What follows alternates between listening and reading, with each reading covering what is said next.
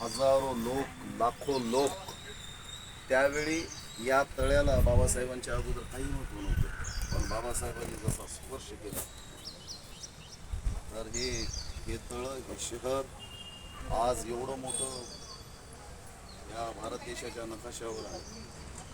लोकांच्या राजकीय व सामाजिक जीवनात रक्ताचा एक थेंबही न सांडता क्रांतिकारक बदल घडून आणणारे म्हणजे लोकशाहीचे भारतरत्न डॉक्टर बाबासाहेब आंबेडकर.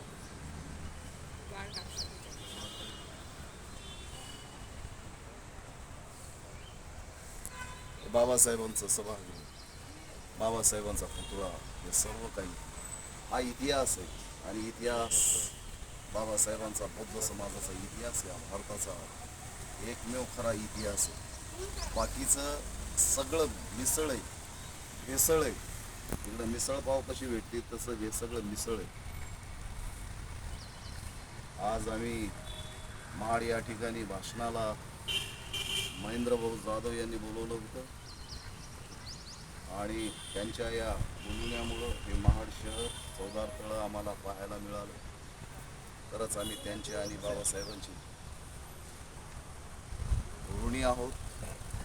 हजारो वर्ष जोपर्यंत या धर्तीवर मानव जात राहणार आहे तोपर्यंत बाबासाहेबांची ऋणी राहणार. जय